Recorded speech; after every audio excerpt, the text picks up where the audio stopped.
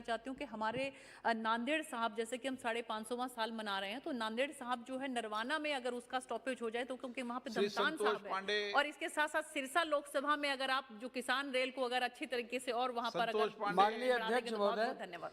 हमारे यहाँ राजधानी रायपुर से राजिम के लिए एक छोटी रेल चलती थी और रेल भी बंद हो गया, पटरियां भी उखाड़ ली गई है। केवल इतना ही निवेदन है कि बमलेश्वरी डोंगरगढ़ के लिए टॉय ट्रेन के लिए उनको दे दे। माननीय रेल मंत्री जी ने आश्वासन भी दिया था, बड़ी कृपा हो। अध्यक्ष जी, मैं आपके माध्यम से माननीय मंत्री जी से अनुरोध करना चाहता हूं। मेरे लखीमपुर लोकसभा क्षेत्र में गोला शाहजहांपुर से होते हुए फर्रुखाबाद तक नई रेल लाइन बनने का प्रोजेक्ट पहले प्रारंभ हुआ था, उस पर बातचीत हुई थी, उसको बनाने की कृपा करें। श्री राम शिरोमणि। मैं चाहूँगा कि हमारे लोकसभा क्षेत्र श्रावस्ती में वो बहराइच, खलीलाबाद, बाया, भिनगा, श्रावस्ती, बलरामपुर, उतरौला, डुमरियागंज, मेदावल, ये बहुत पुराना प्रोजेक्ट है। इसके बारे में माननीय मंत्री जी ने क्या किया? श्रीमती चित्ता Anuradha. Sir, I come from Amalapuram of Andhra Pradesh, where we don't have a railway line till today, sir. I request the minister to take special interest, as we are a newly bifurcated state and we are lacking funds. And I would like you to put special interest on this project, which was initiated by, sir, 1 second, sir, which was initiated. अध्यक्ष महोदय, मैं माननीय मंत्री जी का ध्यान चाहता हूं कि डिब्रूगढ़ राजधानी जो पटना होकर के दिल्ली जाती है, उसको छपरा से बलिया होकर के या फिर सिवान गोरखपुर होकर के दिल्ली चलाने का काम करें। इधर से बड़े सांसदों को या अन्य यात्रियों को आने जाने में उसकी सुविधा होगी। श्री जगदेवपाल जी। माननीय मंत्री जी ने समग्र विकास के लिए काम किया है। नेपाल का गेटवे ऑफ इंडिया बढ़नी है, जहाँ पे एक वॉशिंग पिट आपने दिया है, लेकिन वो 2 साल से ऊपर हो गया, कंप्लीट नहीं हुआ। और एक मल्टी फंक्शनल पर्पज हॉल बनवाया है, उसका इनॉग्रेट करा। संगम लाल गुप्ता जी। माननीय मंत्री जी से मैं आपके माध्यम से प्रतापगढ़ लोकसभा जो चौक घंटा घर के पास जेल रोड क्रॉसिंग है, अंडरपास, जो इसकी 3 लाख टीओबी है, मैं माननीय मंत्री जी से मांग करता हूं कि 3 लाख टीओबी होते हुए 3-3, 4-4 घंटे जाम रहता है, वो अंडरपास बनवाया जाए। तापिर गांव जी।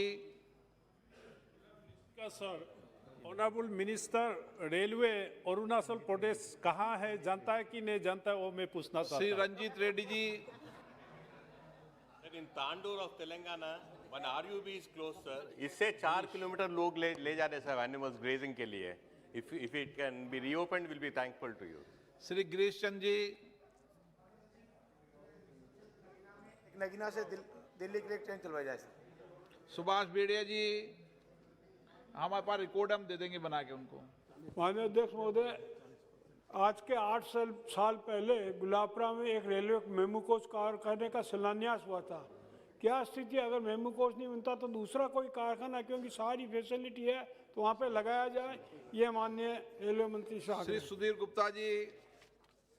सर, तो बधाई और धन्यवाद देने का है, क्योंकि पूरे देश में रेलवे में एक क्रांति हुई है। मेरे अपने संसदीय क्षेत्र में तो लगभग 45 अंडर ब्रिज, ओवर ब्रिज बनाए, इसलिए बधाई दूंगा।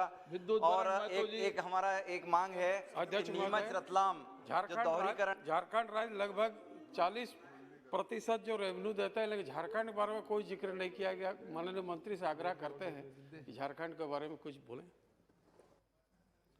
श्रीमती रमा देवी।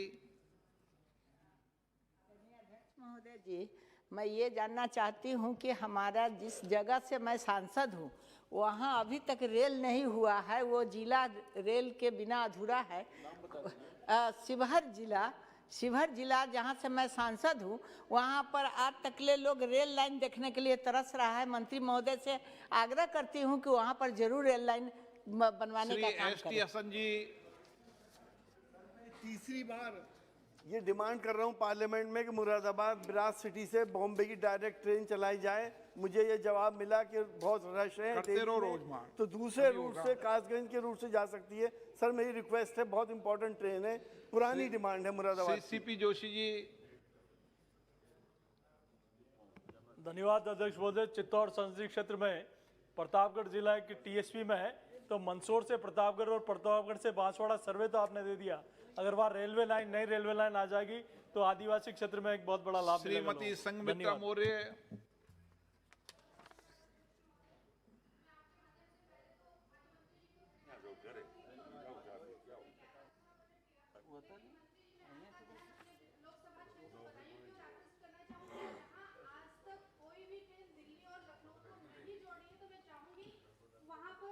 ट्रैक भी है, स्टेशन भी है, सिर्फ समय का थोड़ा सा परिवर्तन करके यदि बरेली के बजाय बदायूं से ट्रेन चला दी जाए तो बदायूं की जनता भी दिल्ली और लखनऊ आसानी से जा सकेगी। मैं यही निवेदन करना चाहूँगी कि बदायूं की जनता को भी रेल से जोड़ने का कष्ट किया जाए। बहुत बहुत धन्यवाद।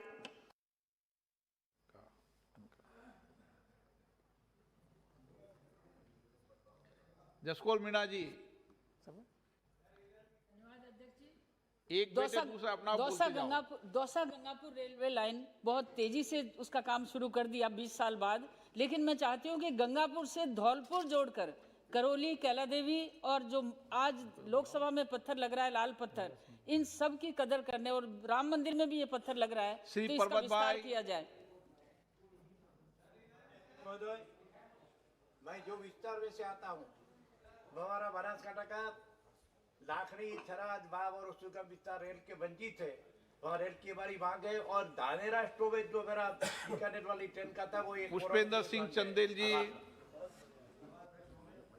माननीय मंत्री जी से मेरी कई बार बात हुई महाराज जी। माननीय अध्यक्ष महोदय, हमारे महोबा से चरखारी, राठ, उरई होते हुए जो रेलवे लाइन है 2016 के बजट में ली गई थी। माननीय मंत्री जी से कई बार बात हुई, उसके लिए मैं आपसे आग्रह है, एक वो और दूसरा मैं दो मांग ही करता आया हूं रेलवे के लिए, हर पिछली बार भी इस बार भी। एक महोबा से कबरई, मौदहा, हमीरपुर होते हुए राजधानी को जोड़ने वाली एक लखनऊ जोड़ने वाली ट्रेन की आवश्यकता। धन्यवाद अध्यक्ष महोदय। मैं माननीय मंत्री जी से आग्रह करना चाहूँगा कि मेरे लोकसभा क्षेत्र बुलंदशहर में बरेली मुंबई दादर एक ट्रेन चलती थी, उसका स्टॉपेज था सर, कोरोना की वजह से वो बंद हो गया है, तो पुनः उसको शुरू करा दिया जाए, मैं आग्रह करना चाहता सर। मोहम्मद जावेद जी। से पटना के बीच में शताब्दी चलाई जाए सर। बहुत बहुत शुक्रिया मंत्री जी, thanks. Shrimati Amrish ji, Sumanlata Amrish ji. Thank you, sir. Sir, the Hejjala Chamarajnagar rail line in Karnataka was approved in the proposed in the railway budget about 2.5 decades ago, yet to see the light of the day, sir. Since it is your party which is governing both at the center and the state, I'm sure cooperation would not be a problem here. I would urge you to consider this, as it would benefit 4 districts and be of great benefit to the residents of this area, sir. Thank you. ढाल सिंह बिसेन जी। मेरी केवल एक ही मांग है कि ज़मीन का जब अधिग्रहण हो गया है मेरे बालाघाट के कटंगी तिरुड़ी मार्ग में, तो वहाँ पर लगभग 150 बच्चे ऐसे हैं जिनको नौकरी दी जानी थी। अधिग्रहण किए 5 साल हो गया, नौकरी नहीं मिली है। भागीरथ चौधरी जी। उनको नौकरी दिए जाने का कष्ट करें। राष्ट्र रचयिता जगत पिता ब्रह्मा जी के मंदिर पुष्कर से मेड़ता तक रेलवे लाइन जो 2014 से स्वीकृत हो चुकी, मैं मंत्री महोदय जी से निवेदन करना चाहूंगा कि उसको स्वीकृत करें ताकि पश्चिम राजस्थान से जुड़ जाएं। धन्यवाद अध्यक्ष जी। मैं आपके माध्यम से माननीय मंत्री जी से आग्रह करना चाहता हूं कि झांसी से बांदा, मानिकपुर, प्रयागराज के लिए जो रेलवे लाइन गई है उसमें जो अंडरब्रिज बनाए गए हैं, बरसात में पानी भर जाता है, वहाँ पर आवागमन बाधित हो जाता है, उसको ठीक कराने का काम करें। माननीय मंत्री जी से निवेदन है। धन्यवाद। Shri Arun Sao. Local Bilaspur Pindra road local बंद है और उधर आने जाने में दिक्कत है लोगों को। मैं माननीय मंत्री जी से आग्रह करूंगा कि उसे शीघ्र प्रारंभ श्रीमती कराएं। रक्षा खड़के।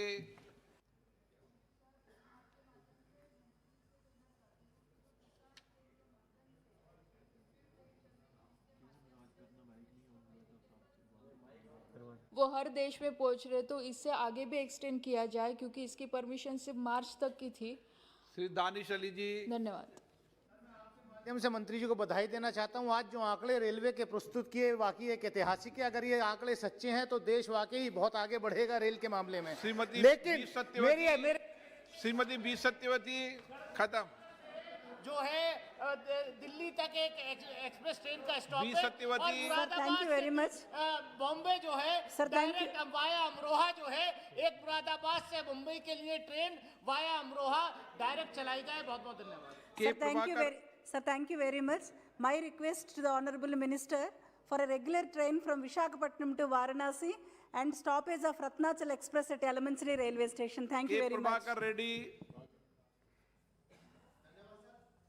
अभी हैदराबाद से दिल्ली तक अभी तक भाषण में हमारा मंत्री जी का बहुत सारा भाषण सुना है, मगर साउथ इंडिया से नॉर्थ इंडिया आज तक एक स्पीड का ट्रेन भी और एक बुलेट ट्रेन भी नहीं है। पूरा जितना भी ट्रेन है पूरा ट्रेन और गुजरात, अहमदाबाद, दिल्ली, फिर मगर साउथ इंडिया से नॉर्थ इंडिया के एक हाई स्पीड का बुलेट ट्रेन चलाने का बहुत इम्पोर्टेंट है साहब, इसके ऊपर ध्यान रखना है।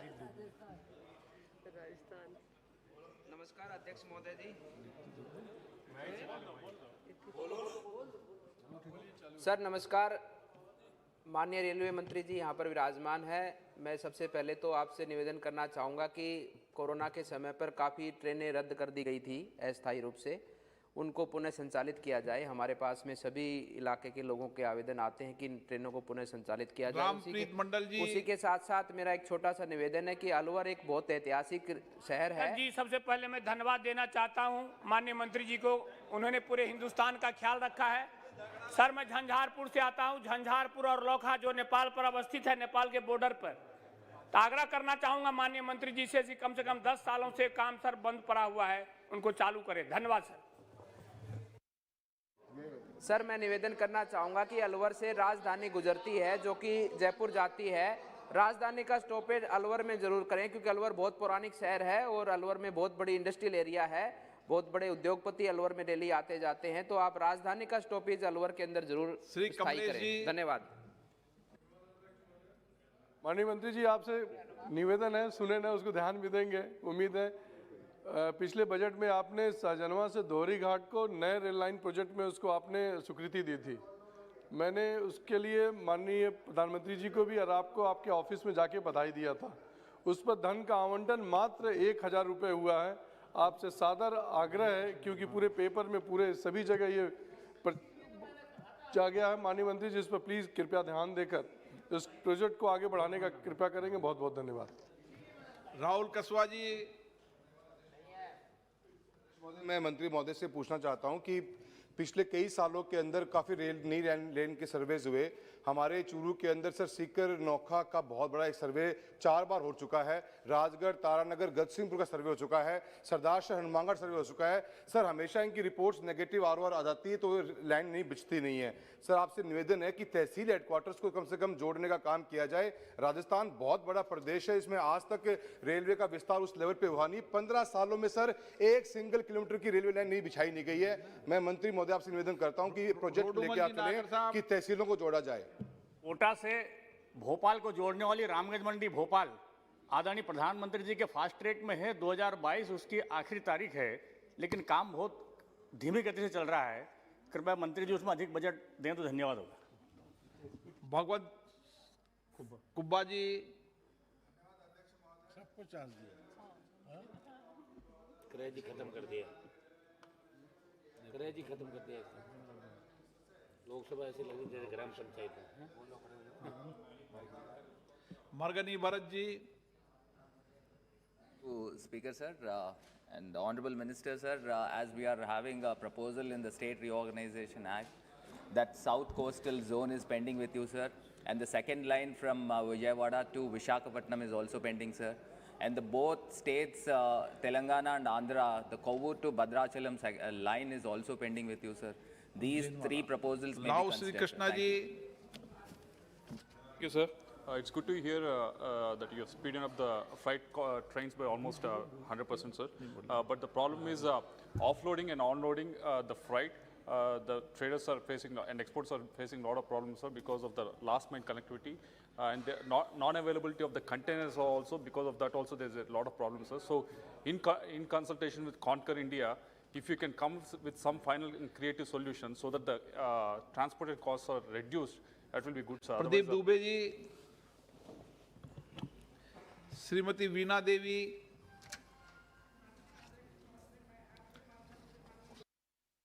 क्योंकि जल्द से जल्द हमारे सुगौली या वैशाली से सुगौली चलाने के लिए धन्यवाद। दुबे जी।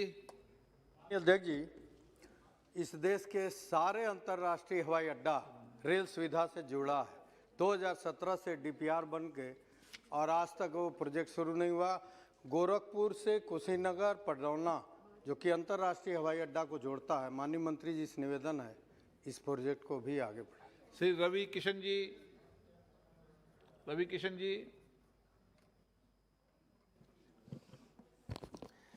धन्यवाद महोदय, आपने मुझे बोलने का मौका दिया और मैं रेल मंत्री जी को दिल से धन्यवाद देना चाहता हूं। सारी उपलब्धियां जो हो रही हैं, एक्सीडेंट्स की मात्रा जो कम हुई है हर तरीके से, और उन्होंने हमारी एक निवेदन पर गोरखपुर से हमसफ़र ट्रेन भी शुरू किया, तो मैं समस्त गोरखपुर और जौनपुर से लोगों सभी लोगों की तरफ से मैं उनको आभार, अपनी सरकार को दिल से धन्यवाद। 2 मांगे हैं मेरी, 2-3 मांगे हैं, मैं तुरंत रखना चाहता हूं। गोरखपुर से दिल्ली तक वंदे मातरम ट्रेन की आवश्यकता है। गोरखपुर से एक पूरी नई रेलगाड़ी चल जाए तो हर हर महादेव हो जाए। गोरखपुर से देहरादून चलाने वाली साप्ताहिक ट्रेन तो बड़ी डिमांड है, क्योंकि गोरखपुर इस वक्त पूरा बहुत ही तरक्की की तरफ है। गोरखपुर से मुंबई एक गरीब रथ ट्रेन चल जाए तो बहुत अच्छा हो। धन्यवाद। राजीव प्रताप रूडी जी। सीआर ने एक प्रस्ताव भेजा है मेमू शेड के लिए, और उत्तर बिहार के लिए जो मेट्रो रेल की स्थापना करनी है उसके लिए ज़मीन का अभाव था। जो छपड़ा में स्थित सोनपुर के निकट पहलेजा घाट में जो सरकारी जो रेलवे की ज़मीन है उसका प्रस्ताव भारत सरकार में निर्माण के लिए आया हुआ है। मैं माननीय मंत्री जी से कहूँगा जो ईसीआर का जो प्रस्ताव भारत सरकार में आया है, उसको पूरा कराएं। Speaker sir, I would like to thank our Honorable Railway Minister Piyush Goyal ji for sanctioning a satellite railway station for Mysuru. But the state government will give the land for free and bear 50% of the cost only for the construction of new broad gauge lines, sir. But not for constructing a satellite railway station. So I request the Honorable Railway Minister to give the money to acquire the land, sir. KP Yadav ji. मेरे लोकसभा क्षेत्र गुना में चंदेरी एक प्रसिद्ध नगरी है। वहाँ के लिए रेलवे लाइन की मांग कई वर्षों से चली आ रही है। मैं भी पिछले 2 साल से मांग कर रहा हूँ, अगर चंदेरी को ललितपुर से चंदेरी होते हुए पिपरई तक रेलवे लाइन से जोड़ दिया जाए तो अति कृपा होगी। दुलार चंद गोस्वामी जी। धन्यवाद अध्यक्ष महोदय। कटिहार रेल डिवीजन से कटिहार कुमेतपुर, कटिहार से मुकड़िया और कटिहार से जोगबनी रेल लाइन का दोहरीकरण किया जाए। आलोक सुमन जी। धन्यवाद अध्यक्ष महोदय। मैं माननीय रेलवे मंत्री जी से आग्रह करता हूं कि मेरे संसदीय क्षेत्र गोपालगंज के थावे जंक्शन पर वॉशिंग पिट बनाई जाए ताकि वहां से दिल्ली एवं महानगरों के लिए ट्रेन चलाई जा सके। धन्यवाद। श्री अर्जुन मीणा जी। महोदय, उदयपुर से अहमदाबाद जो ब्रॉड गेज का काम लगभग 70-80% हो चुका है। जो अहमदाबाद से डूंगरपुर तक का CRS हो गया है, वहाँ पे नई रेलगाड़ी चलाई जाए, मंत्री महोदय से निवेदन है। धन्यवाद। राम कृपाल यादव जी।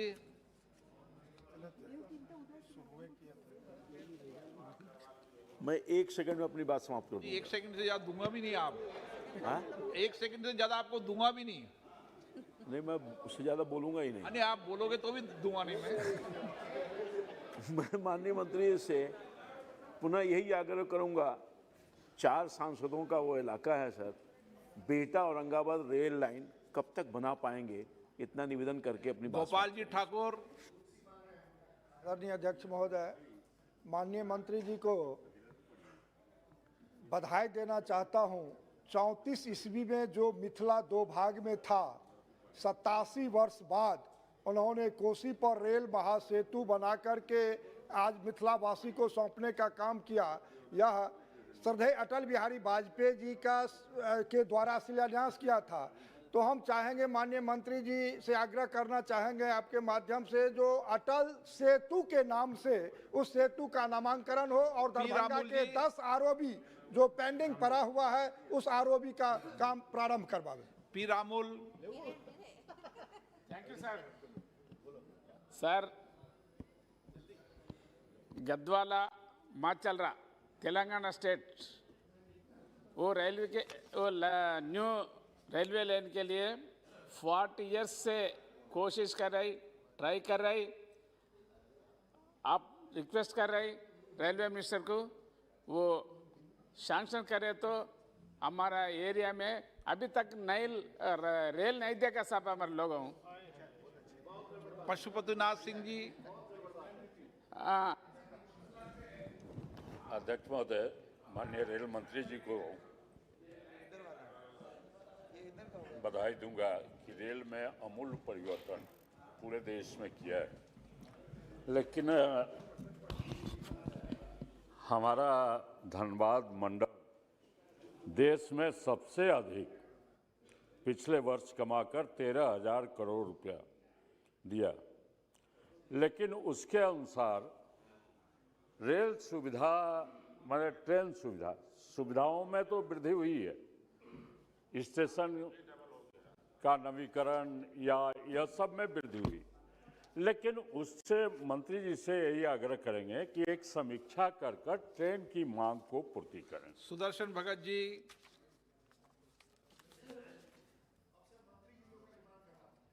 लोहरदगा से कोरबा रेलवे लाइन मैं अपने माननीय मंत्री जी से आग्रह करूंगा कि इस नई परियोजना को ली जाए। विजय कुमार। श्री विजय कुमार।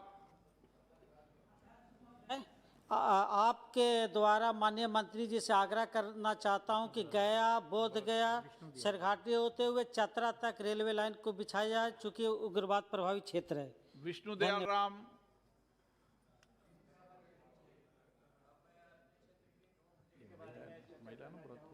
एक तो 1940 द्वितीय विश्व युद्ध के बाद से उस पर चर्चा होते आ रही है, लेकिन आज तक नहीं बना।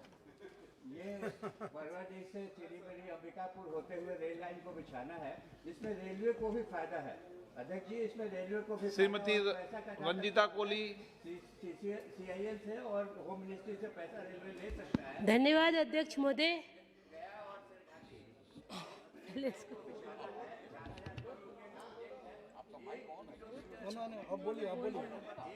धन्यवाद अध्यक्ष महोदय।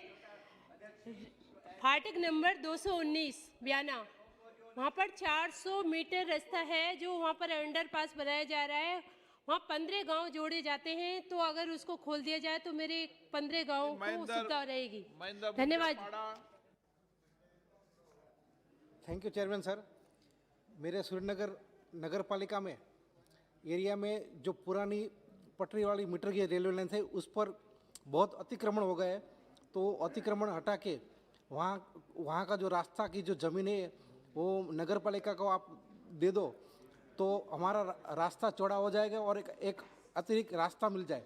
और दूसरा, हमारा एरिया में पाटड़ी तालुका में करीब 30 साल से कोई पैसेंजर ट्रेन नहीं आई है, और वहाँ 3 तीर्थ स्थान है और एक इंडियन एक्स सेंचुरी आई है, तो वहाँ एक पैसेंजर ट्रेन रेगुलर बेस पे चला जाए तो काफ़ी लोगों को फायदा हो सकता है। Thank you sir.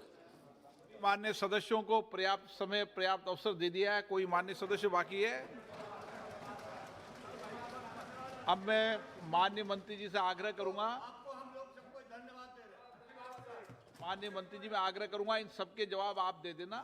अब मैं अनुदान मांगे पास करा दूं। नहीं, प्लीज बैठिए। आवाज दी, माइक बनता है अध्यक्ष महोदय। नहीं आया रिकॉर्ड में, कहाँ से? बहुत बहुत धन्यवाद अध्यक्ष महोदय। वास्तव में आपने खुद इतिहास रच दिया। जितना पार्टिसिपेशन पहले भी और अभी भी मेंबर्स का हुआ है, इससे मुझे काफ़ी कुछ जानकारियां मिली है। हर एक को व्यक्तिगत पत्र के द्वारा मैं जवाब अवश्य दूंगा। कई सारे जवाब तो मुझे मुँह ज़बानी अभी याद हैं, लेकिन मुझे लगता है समय के अभाव में अगला डिबेट शुरू होनी है, तो मैं सबको जवाब दूंगा। पर बहुत बहुत धन्यवाद सभी माननीय सदस्यों का, माननीय अध्यक्ष महोदय का। आप सब ने जिस प्रकार से अपना योगदान दिया, इस डिमांड फॉर ग्रांट की डिबेट में पार्टिसिपेट किया, उसके लिए आप सबका तहे दिल से धन्यवाद। और अब मैं आप सबसे दरख्वास्त करता हूं कि आप जो demand for grants, demand number 84 वर्ष 2021-22 के लिए मिनिस्ट्री ऑफ रेलवेज के हैं, उसको आप कृपया करके अनुमोदन देके अप्रूव करें। Thank you. अब मैं रेल मंत्रालय से संबंधित अनुदान की मांग सभा के मतदान के लिए रखता हूं। प्रश्न एक ही, प्लीज माननीय सदस्य प्लीज। प्रश्न एक ही, अनुदान की मांगों की सूची के स्तंभ 2 में रेल मंत्रालय से संबंधित मांग संख्या 84 के सामने दर्शाए गए मांग शीर्ष के संबंध में 31 मार्च 2022 को समाप्त होने वाले वर्ष के संकाय के दौरान होने वाले खर्चों की अदायगी करने हेतु अनुदान की मांगों की सूची के स्तंभ 3 में दर्शाई गई राजस्व लेखा पूंजी लेखा संबंधी राशियों से अनधिक संबंधित राशियां भारत की संचित निधि में से राष्ट्रपति को दी जाए। जो सदस्य इसके पक्ष में हाँ गए हैं, जो सदस्य विरोध में ना गए हैं, मेरे विचार में निर्णय हाँ वालों के पक्ष में हुआ। हाँ वालों के पक्ष में रेल मंत्रालय से संबंधित अनुदान मांग पारित हुई। अब मैं सभा में शिक्षा मंत्रालय से संबंधित अनुदान की मांग संख्या 24 और 25 को चर्चा तथा मतदान के लिए लिया जाएगा।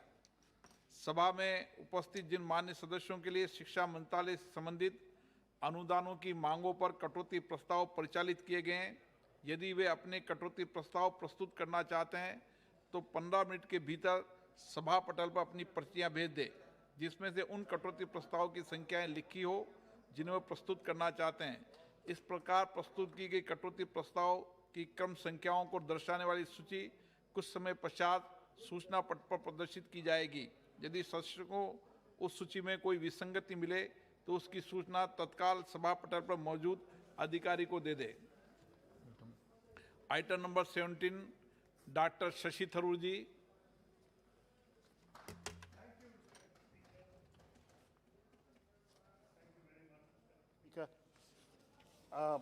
I do want to thank very much the Honourable Minister and congratulate him for rolling out the long overdue National Education Policy 2020, 34 years after its predecessor in 1986. Naturally, sir, in that time, a lot has changed amongst the key domestic and global trends in the education field. Our lack of an updated educational policy framework that took those developments into account had been an obstacle in our goal, a goal shared by all the parties here, of developing a world-class yet affordable education system for all Indians. And I must say that I want to thank particularly Dr. Pokhriyal, because having been in that ministry before his time, I've had the pleasure of meeting him, discussing in great detail at his own welcome the ideas and issues that we both share on moving forward with education. And I was very pleased that, sir, that the minister responded very constructively, listened to these suggestions, and has included many of them in his policy document. As I've said before, and I will say again, my only regret is that this was not discussed sufficiently inside the Parliament.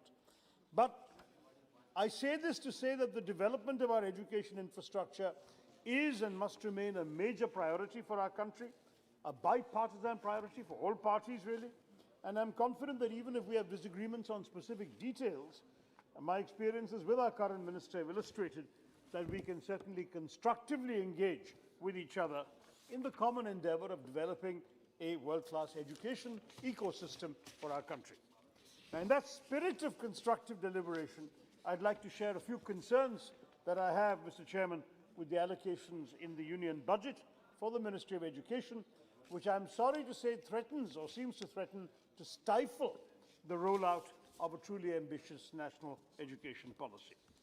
At a time when the ministry is seeking to roll out a serious and broad policy framework that would be the cornerstone of a sweeping change in our education system, it's indispensable that there be adequate budgetary allocations to facilitate the smooth implementation of the policy.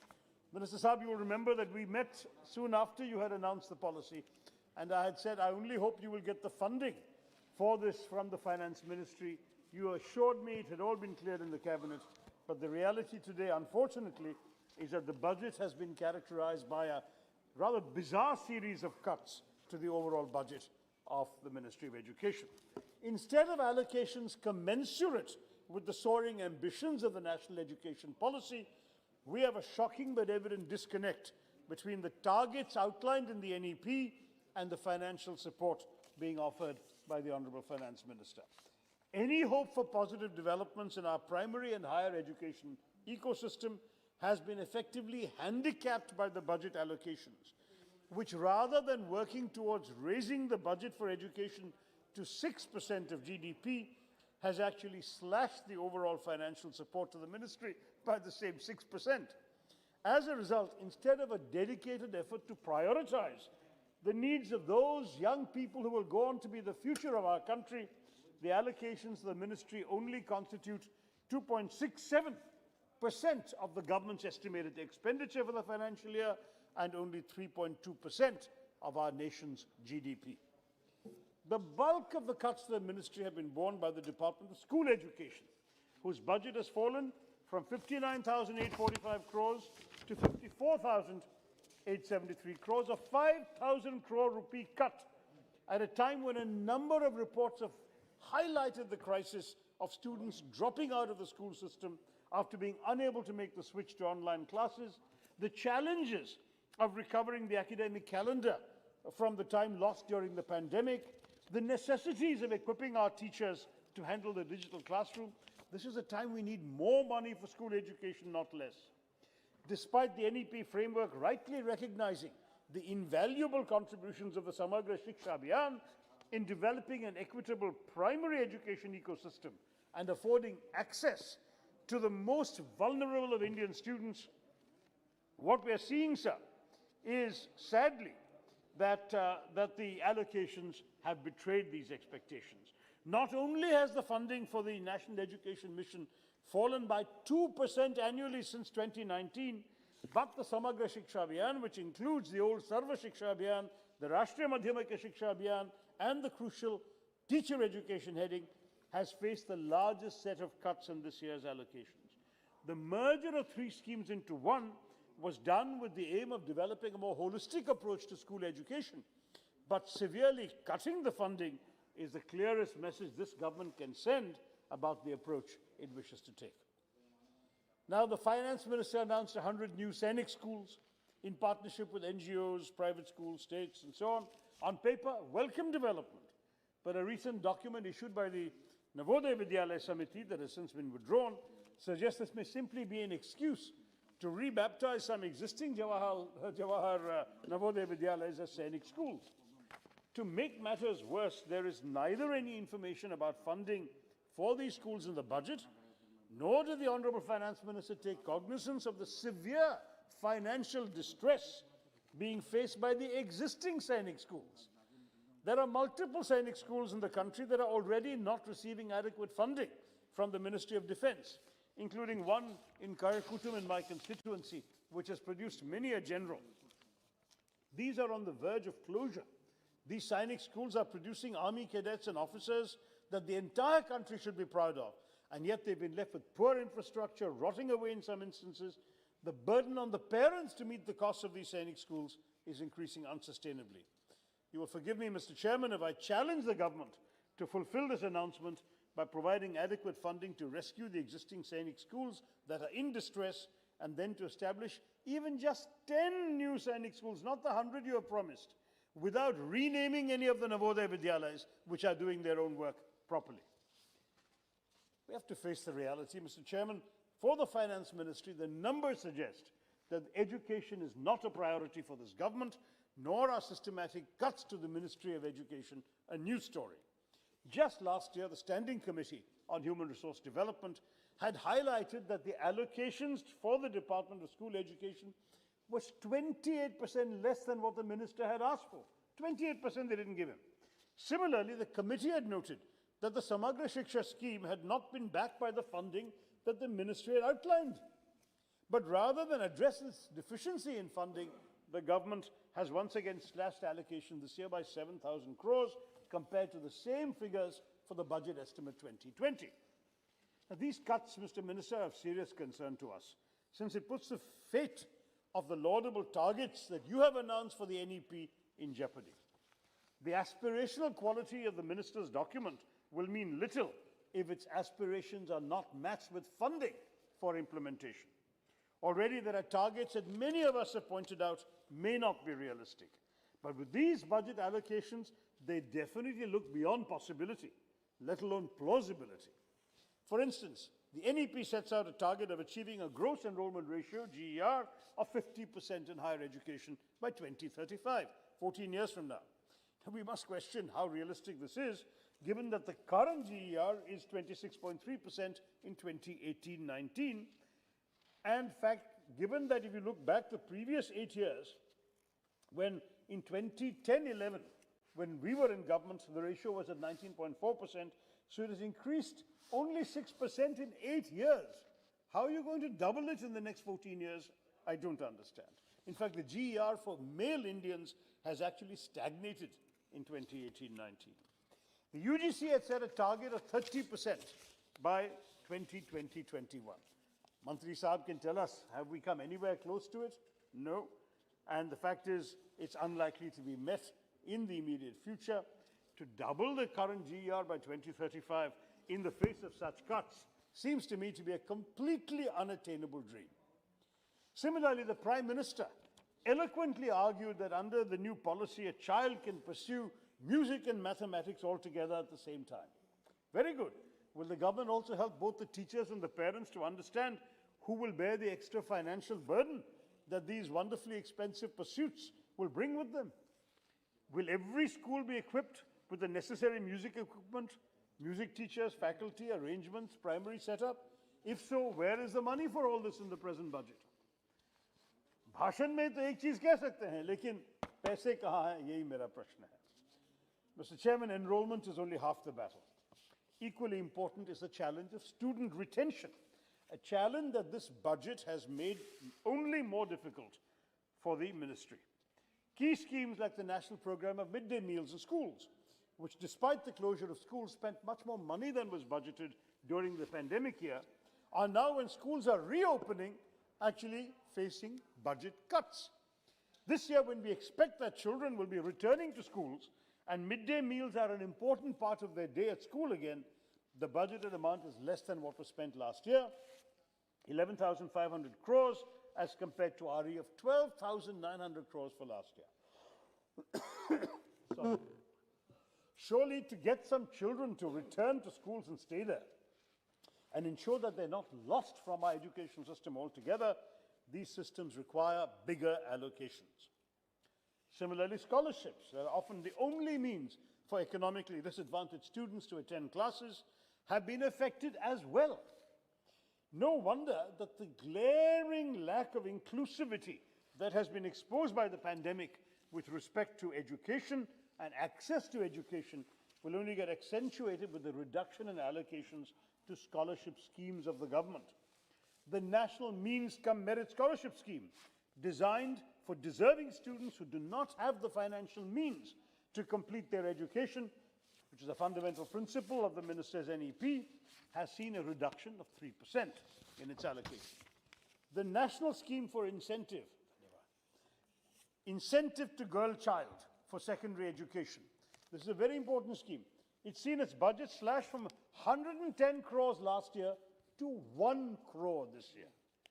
Now, this is a scheme that focuses on young girls hailing from SC/ST communities, individuals hailing from families that are most vulnerable to dropping out of secondary school, and in a year in which many girl children will have had to take up domestic chores because they're stuck at home thanks to the pandemic lockdown, or activities away from their education, the government in its wisdom has decided to almost completely eliminate the budget for this national incentive scheme for girl children. I think the minister will have to explain to his finance minister what the problem is with this kind of approach.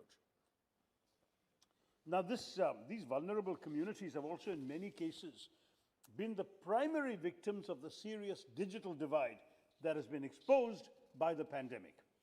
As classes shifted online, not only were our teachers, overworked and underpaid as they are, ill-equipped to handle such a significant change, but our experience only demonstrated that online learning in its current form is exclusionary and discriminatory. It should be a matter of great shame for all of us that even in my own state of Kerala, which is supposed to be an educational beacon for the country, we had incidents like that of the death of a school topper, a class 10 student to hail from a Dalit family in dire economic conditions, because when classes shifted online, father was a daily wage earner, he had no wages coming in during the pandemic and the lockdown, so they were unable to give her a smartphone to follow online classes. The state government, having realized this, started showing some of the online classes on television, but the family didn't have a television. The one that was available to them was broken. They couldn't afford to repair it. And you know what? This girl, in grief at missing her classes and not being able to keep up with her better off classmates, took her own life, a class topper. Similarly, many of you have read in the newspapers about the mathematics student at LSR College in this city, in Delhi, who was academically brilliant, a recipient of a government scholarship, but chose to take her life apparently on the grounds that she did not have the resources to buy a laptop.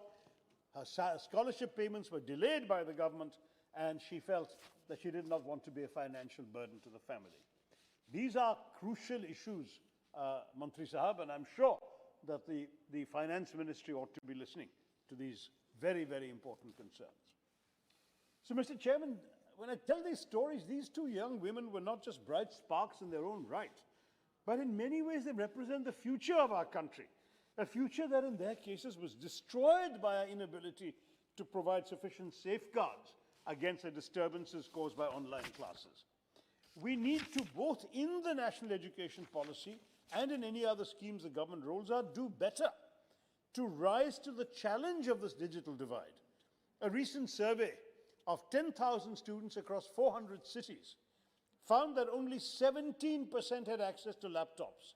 Only 4% had access to smart tablets. Another reputable report has highlighted stark infrastructural challenges within government schools. Only 28% of government schools have computers. Only 12% even have an internet connection. Last mile connectivity is practically non-existent in many of our rural schools. Now, the shortcomings of our online education, and especially the struggles of those who have not been able to gain proper access to it, have been put into sharp focus during this ongoing pandemic. The reputable organization Oxfam did a study across 5 Indian states, surveying over 1,000 parents and nearly 500 teachers. And it shows that over 80% of the respondents felt that digital schooling had failed during the lockdown. Now, I'm not arguing this is a uniquely Indian problem. The UN has pointed out that some estimated 24 million school-going children are likely to drop out on account of this problem worldwide. But we have to address this challenge. We're now supposed to be reforming and reviving education. And I must say, the very definition of education in India must include digital literacy now, if our children are to gain essential access to contemporary sources of knowledge. There is a need to digitalize classrooms through the introduction of a national computer curriculum in all languages that allows children in primary schools to achieve a basic understanding of how to operate a computer. I mean, what was pen and paper to our generation is now a keyboard and a mouse. And the fact is that children have to learn that if they have to survive in today's world. This would require the government to allocate the necessary funds to ensure that computers are available and that teachers are trained. With the existing barriers and dividers of class, caste, gender, it's likely that the current push towards online education will actually divide our society more, Mr. Minister, unless we can find money for them. We want to make it a tool for progress, we have to find funding. It was really disappointing to note that there was no mention in the Honourable Finance Minister's speech of any attempt to address the challenges of online education and digital divide, no provisions to compensate for education lost during the pandemic, not even a roadmap for those who have been separated from the fold because of these barriers within our system. I'm really hoping that my friend, the Honourable Minister for Education, will address these when he replies to us today. And I do want to say it's not just our young students who are disadvantaged. The burden of transitioning from a physical classroom to a virtual space has been equally shared by our teachers as well. We certainly welcome the increased allocations under the head of teacher training. But even there, this is only 250 crores or 0.5% of the total budget of school education. So out of school education, 0.5% is the only increase given to teacher training. Surely the Honourable Minister would agree this is simply not sufficient to ensure that our teachers are well equipped to handle the classroom. Just last year, the Standing Committee had highlighted in its report that an estimated 23% of teacher posts under the Samagra Shiksha Abhiyan were lying vacant. The situation is likely to have worsened following the pandemic. But despite the NEP identifying teacher training as a critical component of our education ecosystem, there are few concrete steps to address the various challenges faced by our teachers in this budget. And, you know, the fact is that we do not have enough professors, researchers, scientific scholars in our university system either. So it's not confined to school education alone. If our students are well served, our university teachers are also no less so. We don't make it attractive enough for others to join their ranks. Many qualified teachers are already leaving university jobs to join the remedial institutes set up by private companies, where conditions and rewards are much better. As salaries for our college professors have failed to keep up with other professions, and given the over-bureaucratization of our universities, as recently as September last year, over 6,210 teaching posts across 42 central universities were lying vacant. Center-state coordination only further adds to the challenge. In my own state of Kerala, a large number of assistant professors in the state had written to me highlighting that despite the UGC stipulating advance increments for those of them who are MPhil and PhD holders, the state government has withheld these increments and alleged that our professors are not entitled to them, despite every neighboring state implementing these Shashi provisions. Tharoor ji, Sorry? please, there are 3 more speakers from your party. Yeah, I was told I had 25 minutes. I've only taken about 10 or 12. The total time for the Congress party is 25 minutes, and it's almost 20 minutes. Give me a few minutes more. There are another 3 speakers. I'm only about halfway through the points I want to make. If you want, you can use up the time. The leader is here. So I just want to stress that the fact that the financial security of these assistant professors has been hijacked because the UGC gives one recommendation, the state government doesn't implement it, suggests that the central government could perhaps issue some clear directives to the states. Now, Mr. Chairman, let me at least quickly come to the key other points before wrapping up. One is that our higher education system, and I'm repeating my view here, the Minister knows it, is over-regulated and under-governed. It's really disquieting to see how our regulatory institutions are restraining academic achievement rather than promoting it. They need to move beyond the regulation of process, size, numbers, to a results-based system where the emphasis is on learning outcomes and not on how many classrooms, what size of classroom, how many teachers, which is what the regulators seem to be doing. In this context, it's disappointing to note that the allocations for the Department of Higher Education have fallen by roughly 1,000 crore to 38,350 crore this year, including significant cuts for schemes like the Higher Education Funding Agency, whose allocations have fallen from 2,000 crores again to 1 crore. There's some magic about this 1 crore that the government likes to reduce everything to. This is a scheme introduced by the late Arun Jaitley in 2016, which was designed to allow our institutes to borrow capital from the market. And in its absence, I must say, I really fear greater governmental control over our institutes. All the more a problem since RUSA, established in my time at the ministry as a device to fund state universities, has been starved of funds for a 6th successive year. Now, I had previously raised the issue of over-centralization during my discussions with the Honourable Minister, and I want to stress that the prominence given to the National Testing Agency, the National Higher Education Regulatory Authority, Board of Governors to run institutions of higher education, the danger that we should watch out for is for the tendency to go against your stated goals of greater flexibility and actually instead create one mode of top-down regulation. That we must be very careful to avoid high levels of interference that would only compromise institutional autonomy. And it should be said that whether it's JNU or Jamia Millia or Aligarh or HCU or so many others, in the last few years, our campuses have no longer remained inclusive spaces that safeguard freedom of expression and individual liberties. Instead, there's been a systematic effort to alter the character of our colleges and universities through the imposition of a singular and dominating ideology. That's not just an assault on the soul of free, diverse, and inclusive India, but I think will deprive our young people of the opportunity to access spaces where the social barriers of class and caste are left behind, where they can lead an empowered life, where narrow-minded identities are replaced by willingness to embrace differences and cherish diversity of thought and belief. This is ultimately the real training ground for our next generation of leaders. Let us pay attention to giving them that freedom. But to ensure that, we have to ensure affordability of university education and accessibility. And that's where some of the overemphasis on private resources for education raise worries, because we need to be able to continue giving very accessible, affordable education in the public sector for universities to be able to embrace the poorest and most marginalized sections of our society.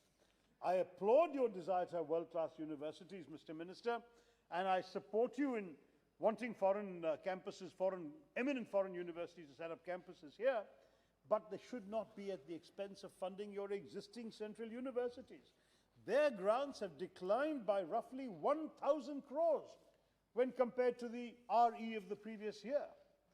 Similarly, despite warning signs from the pandemic, the allocations for research and innovation have actually fallen from already paltry levels of just 307 crores in the previous budget estimates to 237 crores in the current financial year. That's a 25% cut, making us the only country to chart such a course of action on research after the events of last year. Let me just say I appreciate the hard work the Minister has put into reforming the education system. These underwhelming allocations actually let him down badly. His own government has let him down, because what we're seeing is the NEP, which, by the way, Minister Sabh, please ensure we discuss in Parliament at some point the actual policy, this temple of democracy should not be reduced to a notice board or just a budget counting exercise. But I do want to say that since our higher education has been so process-oriented and outcome deficient, we need to really make an effort to ensure that, that your ministry's requirements are properly funded. You had submitted a requirement of 10.37 lakh crores for the 5-year period 21-26 before the 15th Finance Commission. And that's about 2 lakh crores a year. You've received less than half of that in the current budget. So if you're going to get half of what you believe you need, how will you do your job properly? So I will try and end here. There's a lot more I wanted to say, but Mr. Chairman, you have asked me to cut down.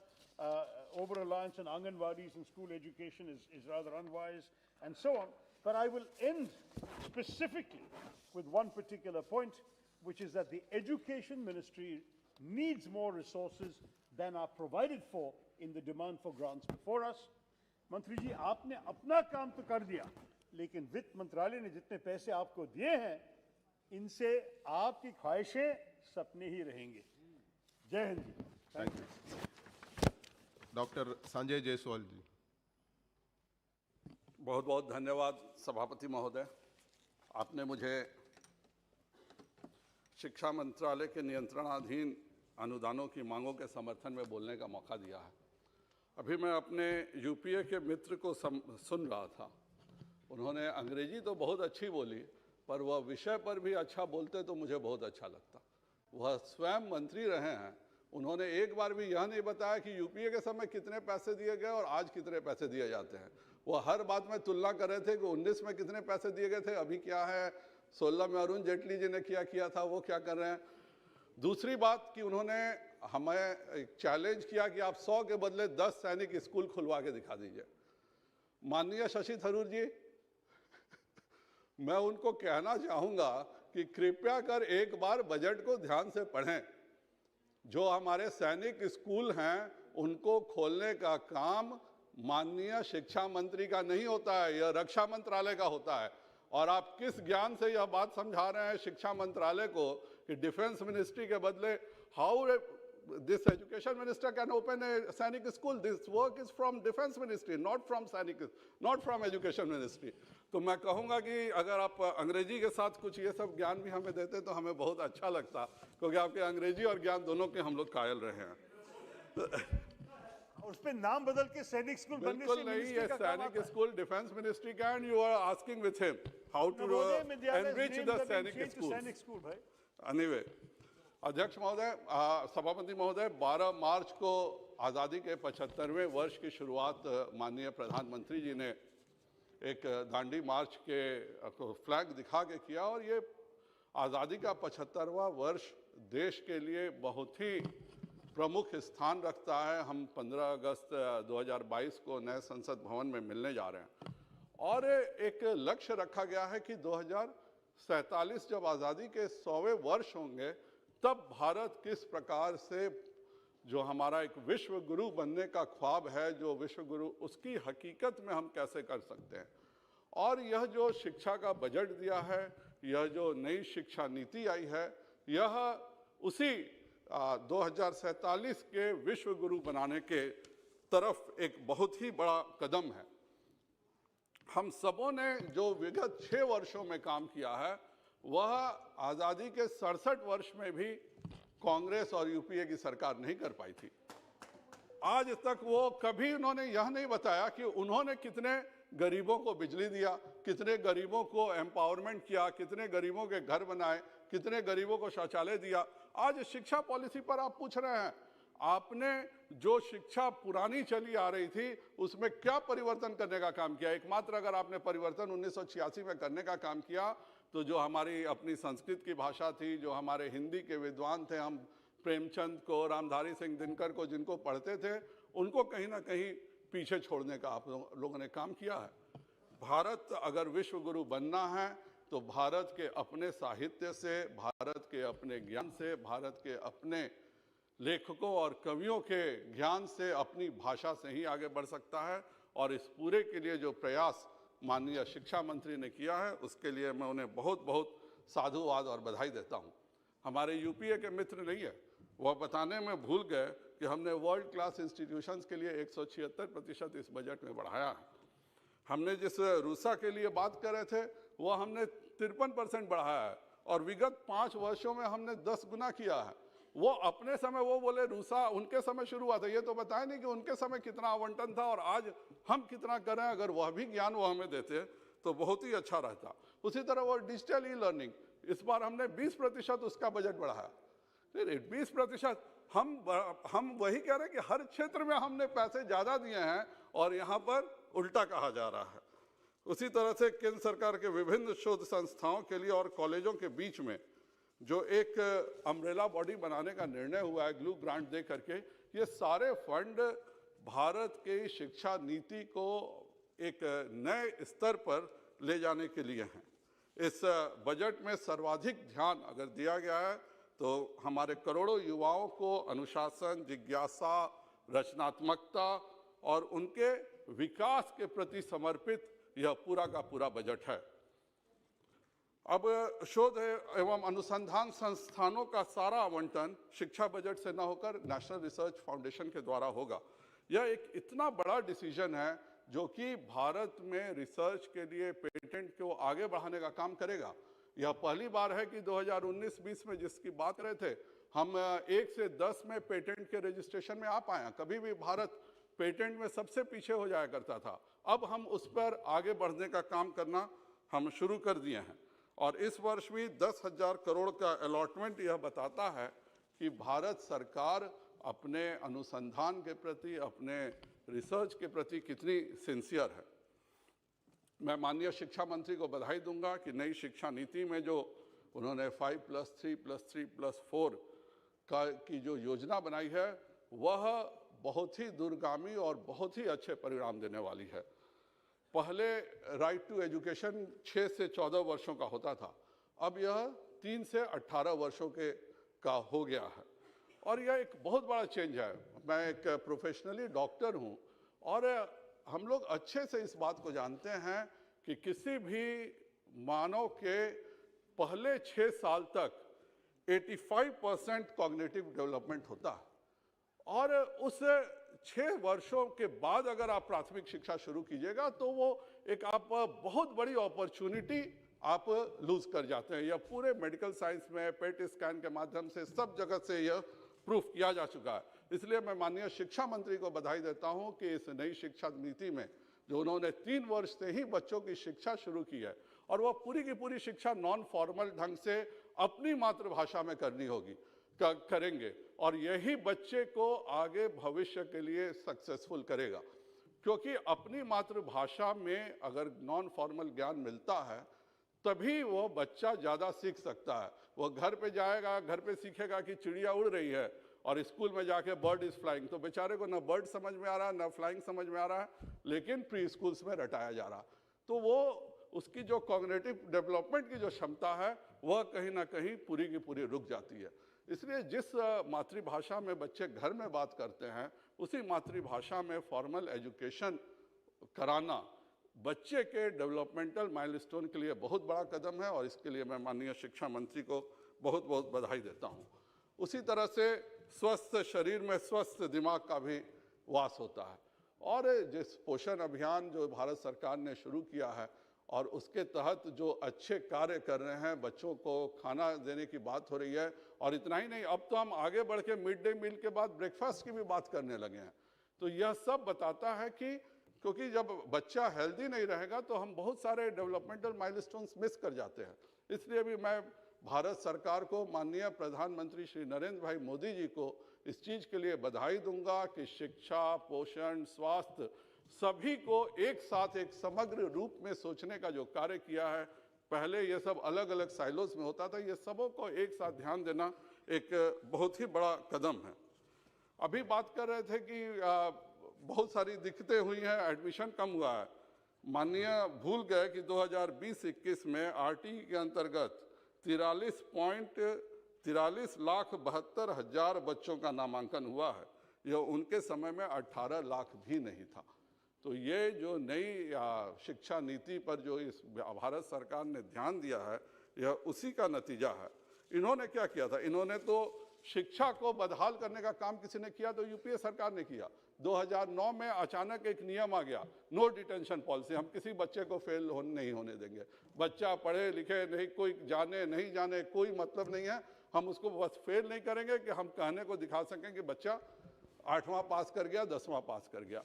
यह एक, और यह हुआ क्यों था वो और उससे मजेदार बात है। एक programme of international students assessment हुआ था 2009 में और उसमें 73 देशों के बीच में, OECD कंट्रीज के बीच में हुआ था। उसमें भारत का पोजीशन 73 में 72वां था 2009 में। तो यूपीए सरकार के लिए सबसे अच्छा सोल्यूशन था कि ये परीक्षा ही बंद कर दो, ना परीक्षा होगी ना हमारे हकीकत के बारे में पता चलेगा। जो सच जानने से, सच से भाग करके ने का ही काम हमेशा हमारे यूपीए सरकार ने किया है। उन्होंने जरा सा भी इस बात को नहीं सोचा कि अगर वर्ल्ड के टॉप मल्टीनेशनल कंपनीज में देखिए तो हर जगह इंडियन स्टूडेंट्स अपना टॉप पोस्ट लिए हुए हैं। वर्ल्ड के किसी हॉस्पिटल में जाइए, वहाँ का सबसे सर्जन जनरल अमेरिका का इंडियन है।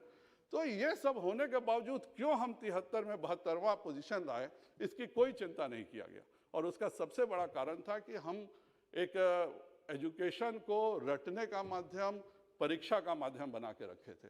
हमने कभी यह चिंता नहीं किया कि बच्चे को कहें कि तुम सोचो कि इसका सोल्यूशन क्या होगा। और इसीलिए हम लोग पिज़्ज़ा में इतना खराब परफॉर्म किए। लेकिन अपनी कमी, अपनी गलती सीख करके आगे बढ़ने के बजाय सीधा कर दिया गया कि हम एग्ज़ाम ही नहीं लेंगे। मैं माननीय मंत्री जी को बहुत बहुत बधाई दूंगा कि 2021 में पिज़्ज़ा में इस बार भारत पार्टिसिपेट भी कर रहा है। और जो ये नई शिक्षा नीति बनी है वह बच्चों के लिए एक ब्रेन टीजर के रूप में प्री प्राइमरी लेवल से काम करेगा और यह एक बच्चों को आगे बढ़ाने में बहुत ही बढ़िया कदम होगा। उसी तरह से इस नई शिक्षा नीति में जो साप्ताहिक असेसमेंट है, और इतना ही नहीं, जो शिक्षकों का भी असेसमेंट करना, शिक्षकों को ट्रेनिंग देना, शिक्षकों को ई लर्निंग के माध्यम से ट्रेनिंग देना, यह सब इतना बड़ा कदम है कि इसके लिए मैं माननीय प्रधानमंत्री श्री नरेंद्र भाई मोदी जी को और शिक्षा मंत्री को बहुत बहुत बधाई देता हूँ। आज भारत जो है इंडिया का पहला देश है जहाँ QR कोडित पुस्तकें, किताबें मिल रही हैं हम लोगों को, विशिष्ट ई सामग्री मिल रही है। जिस ई लर्निंग की बात कर रहे थे वो सब हम लोगों के यहाँ इतने बड़े रूप में, और आपदा को अवसर बनाने का जो हमेशा प्रधानमंत्री जी का सिद्धांत रहा है। अचानक जो बच्चे, मैं तो बिहार से हूँ, खास करके हमारे यहाँ कोटा जाने का, उधर जाने का इतना सिस्टम था। ये ई लर्निंग के इतने सारे मटीरियल्स माननीय शिक्षा मंत्री जी और प्रधानमंत्री जी के प्रयास से मिल सके हैं बच्चों को, कि वह बच्चों के लिए एक बहुत बढ़िया चीज़ हो गई है। अब कहीं जाने की ज़रूरत नहीं है। इतना ही नहीं, जो 15th फाइनेंस कमीशन का निर्णय है कि जो 3 राज्य सरकारें सबसे अच्छा शिक्षा के क्षेत्र में काम करेंगी वह उनको 4800 करोड़ रुपए मिलेंगे। यह एक प्रोत्साहन देने का बहुत ही अच्छा फैसला है। और इसके साथ ही जो 3 राज्य सरकारें नीचे के पायदान से सबसे अच्छा परफॉर्मेंस देंगी, उनको भी इस योजना में जो शामिल किया गया है, उसके लिए भी मैं माननीय शिक्षा मंत्री जी को और वित्त मंत्री जी, प्रधानमंत्री जी को बहुत बहुत बधाई देता हूँ। एनसीईआरटी में जो बस्ते का वज़न कम करना है, उसको लिए तो अच्छा फैसला है ही, पर मैं देख रहा हूँ कि शिक्षा मंत्री जी एक जो पहले एक फैशन था विदेशियों को महिमा मंडित करने का, उसके खिलाफ और उससे भारतीयों को भारतीयता के बारे में ज़्यादा बताना और उसको आगे बढ़ाने का काम जो शिक्षा मंत्री कर रहे हैं, वह बताता है कि इन्होंने जीवन में जो 100 पुस्तकें लिखी हैं, उसका ही नतीजा है 100 से ज़्यादा पुस्तकें लिखी, उसका ही नतीजा है कि यह शिक्षा की सोच है। हमारे बच्चे से पूछा जाए बैटल ऑफ सरायगढ़ क्या है, कोई नहीं बता पाएगा। क्या वो नहीं बता पाएगा कि असमियों ने किस तरह से आदिवासियों ने मुगलों के खिलाफ लड़ाई लड़ा, लेकिन मुगल किस मोहल्ले में क्या किए, यह पूरा के पूरा इतिहास है। जो हमारे यहाँ विदेशी आक्रांता थे, उनके बारे में इतिहास पढ़ाया जाता है, पर उनके खिलाफ जो हिंदुस्तानियों ने उनके खिलाफ जो लड़ाई किया, उसके बारे में कहीं ना कहीं हम पीछे छूट जाते हैं। और इसका कारण एकमात्र है कि हमारे पुरानी सरकार ने यह मान लिया कि मैकाले की जो शिक्षा वो वही शिक्षा उचित है। उस समय तो यह फैशन था यह बताना, क्योंकि उनको अपनी शर्मिंदगी छुपानी थी कि हम देश पर राज कर रहे हैं, इसलिए उन्होंने मुगलों को महिमा मंडित किया। और कहीं ना कहीं उसी जाल में हमारे अपने भी किताब लिखने वाले और इतिहासकार फंस गए। मैं माननीय शिक्षा मंत्री जी को बहुत बहुत बधाई दूंगा कि वह भारतीयों के संघर्ष का, भारतीयों के प्रति जो इस देश में भारतीयों का योगदान रहा है, उसको उन्होंने काम किया। मैं आज किसी बच्चे से पूछिए कि कालिदास कौन था, तो 90% तो जानेंगे ही नहीं, कि कभी नाम ही नहीं सुने कालिदास कौन था। जो जानेंगे तो वो बहुत शान से बोलेंगे, he was Shakespeare of east. अब आप बताइए सभापति महोदय, जिस जमाने में कालिदास ने सैकड़ों रचनाएं की, उस जमाने में अंग्रेज खानाबदोश का जीवन जीते थे, और आज कालिदास को बोला जाता है शेक्सपियर ऑफ ईस्ट। तो इस तरह की जो पूरी की पूरी गलत शिक्षा नीति थी, उसको सुधारने का काम जो एनईपी के माध्यम से किया जा रहा है, उसके लिए भी मैं बहुत बहुत बधाई दूंगा। और मैं मंत्री से अनुरोध भी करूंगा कि हमारे हिंदी के साहित्य हमारे को जितना ज़्यादा हो सके बच्चों को छोटे स्तर से ही, नीचे के क्लास से ही यह सब उनको बताया जाए। हमारे अपने कवियों के बारे में, अपने लेखकों के बारे में, अपने इतिहास के बारे में ज़्यादा से ज़्यादा समय दिया जाए। उसी तरह से इसमें जो हायर एजुकेशन कमीशन के लिए एक जो इन्होंने प्रावधान किया है, उसके लिए भी मैं बहुत बधाई देता हूँ। इसकी पूरी बजटिंग की भी व्यवस्था की गई है। और ये जो लाइट बट टाइट करने का निर्णय है, यह बहुत अच्छा है। कोई भी नया इंस्टीट्यूशन खोलना चाहता है, अगर वो 8 फैकल्टी खोलना चाह रहा है, तो 8 फैकल्टी के लोग आएंगे, 8 बार इंस्पेक्शन होगा एक ही कॉलेज का, तब जाके उस कॉलेज को उस फैकल्टी में परमिशन मिलेगी। मैं शिक्षा मंत्री जी को बहुत बधाई देता हूँ कि उन्होंने जो यह निर्णय किया है कि वह एक अम्ब्रेला बॉडी बना करके, और अगर एक यूनिवर्सिटी, एक कॉलेज, उसमें जितने भी डिफरेंट डिपार्टमेंट्स हैं एक्सेप्ट लॉ और मेडिकल, सभी डिपार्टमेंट्स का असेसमेंट साथ होगा, एक साथ 4 फेजेज में वो सबका होगा। तो ये एक बहुत ही अच्छा एक निर्णय है। उसी तरह से जो मल्टीपल एंट्री और मल्टीपल एग्जिट का जो निर्णय किया, उसके लिए भी मैं बधाई दूंगा। यह एक आगे के लिए बहुत दूरगामी कदम होगी। अब एक छोटा सा उदाहरण मैं लेना चाहूँगा एप्पल के स्टीव जॉब्स का। वो इंजीनियरिंग के साथ कैलीग्राफी भी सीखते थे। आज भी बोला जाता है कि एप्पल की जो कैलीग्राफी है, वो गूगल उसका कहीं आसपास भी मुकाबला नहीं कर सकता। तो ये जो एडिशनल नॉलेजेस है, अगर इंजीनियर है तो उसको भी कोई एडिशनल नॉलेज का, अगर उसको कैलीग्राफी का उसमें था, वो जाके सीखता था, इसलिए उसने इतना बढ़िया चीज़ वो एप्पल को दे सका। तो ये सभी लोगों को डिफरेंट फील्ड्स में जाने का मौका देने का भी इसमें जो प्रावधान है, उसके लिए भी मैं बहुत धन्यवाद देता हूँ। उसी तरह से 4th ईयर रिसर्च बेस होगा ग्रेजुएशन का, यह भी एक बहुत ही बढ़िया निर्णय है। केवल पढ़ाई, केवल लिखन से यह देश आगे नहीं बढ़ सकता है। हमें इस बात की चिंता करनी पड़ेगी कि हम ज़्यादा से ज़्यादा लोगों को रिसर्च के लिए, ज़्यादा से ज़्यादा एमफिल के लिए भी जो बात कर रहे थे अभी माननीय जी, उसका भी 1 साल अब रिसर्च पे जाएगा। तो ये बहुत बढ़िया निर्णय है। इसी से देश हम जहां पहुंचाना चाहते हैं 2047 में, वहां पहुंच पाएगा। इसके लिए भी मैं माननीय शिक्षा मंत्री जी और प्रधानमंत्री जी को बहुत बहुत धन्यवाद देता हूं। उसी तरह से पहले 960 स्कूलों में व्यावसायिक शिक्षा होती थी, अब 10,859 स्कूलों में हो रही है। सभी स्कूलों में खेल के लिए बजट का प्रावधान दिया जा रहा है, लाइब्रेरी के लिए प्रावधान दिया जा रहा है। हमारे 4,315 करोड़ रुपए दिए गए हैं 158 केंद्रीय शिक्षण संस्थाओं के लिए, जिसमें कि 2,14,766 आर्थिक रूप से कमजोर वर्ग के लिए अपॉर्चुनिटीज़ का सृजन किया गया है। ये सब बजट के बहुत ही अच्छे प्रावधान हैं। SC/ST छात्रों के लिए भी पोस्ट डॉक्टरल फेलोशिप 38,500 से बढ़ाकर 47,000 प्रतिमाह कर दी गई है। हमारे national mission of quantum computing and technology में 8,000 करोड़ रुपए दिए गए हैं। यह एक आर्टिफिशियल इंटेलिजेंस, ये चीज़ें ही भारत का भविष्य को तय करेंगी। इसमें जिस तरह से उन्होंने अच्छे काम किए हैं, 20 मेरू विश्वविद्यालय हेतु भी 1,000 करोड़ का आवंटन किया गया है। ये सब बहुत ही दूरगामी फैसले हैं और जो देश माननीय प्रधानमंत्री श्री नरेंद्र भाई मोदी जी इस देश को देखना चाहते हैं, वहाँ पर पहुँचाने में यह बहुत ही बड़ा कदम है। इसके लिए मैं माननीय शिक्षा मंत्री जी को बहुत बहुत धन्यवाद देता हूँ। इसके साथ मैं कुछ सुझाव भी देना चाहूँगा। माननीय शिक्षा मंत्री जी, हमारे यहाँ जो कस्तूरबा गांधी ने पहला विद्यालय खोला था, वह मेरे यहाँ बेसिक स्कूल के रूप में वृंदावन में खोला था। आज उसकी व्यवस्था जीर्ण शीर्ण है। समझ में नहीं आता है कि मैं कला संस्कृति में जाऊँ, गांधी शांति प्रतिष्ठान के द्वारा वह रन होता है। तो मैं कहूँगा कि जब आज़ादी के 75वें साल में दांडी मार्च को इतना प्रोमिनेंस दिया गया है, तो 1938-39 में महात्मा गांधी जहाँ रहे थे, जहाँ कस्तूरबा गांधी जी ने पहला बेसिक स्कूल खोला था, जहाँ 127 विद्यालय महात्मा गांधी के कहने से उन बेसिक स्कूल्स को खोला गया है। उन स्कूलों में हम लोग 5 साल से स्ट्रगल करके टीचर्स तो ले आए हैं, लेकिन जो पहला विद्यालय था उसकी आज भी व्यवस्था अच्छी नहीं है। मैं आपसे अनुरोध करूंगा कि आज़ादी का 75वां वर्ष जब 2022 में पूरा हो तो इस विद्यालय को शिक्षा मंत्रालय टेकअप करे। और कस्तूरबा गांधी ने पहला बालिका विद्यालय जिसको खोला था, जहाँ पे पहली बार यह हुआ था कि बच्चे एजुकेशन के साथ स्किल ट्रेनिंग लेंगे, और यही बात आज से फिर 80 साल बाद प्रधानमंत्री श्री नरेंद्र भाई मोदी जी ने लागू की कि स्कूल में बच्चों को एजुकेशन के साथ स्किल ट्रेनिंग मिले। तो महात्मा गांधी की उस धरोहर को एजुकेशन के लिए जरूर आप विचार करेंगे और बेसिक स्कूल्स के लिए आप अलग से व्यवस्था भी देंगे, और कस्तूरबा गांधी के पहले बालिका विद्यालय के लिए भी आप कुछ अलग से करेंगे, इसकी मेरी आपसे अपेक्षा है।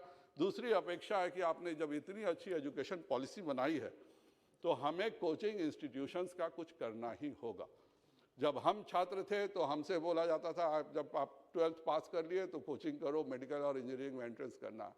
उसके बाद हम लोग देखने लगे कि 11th 12th पढ़ो और कोचिंग करो।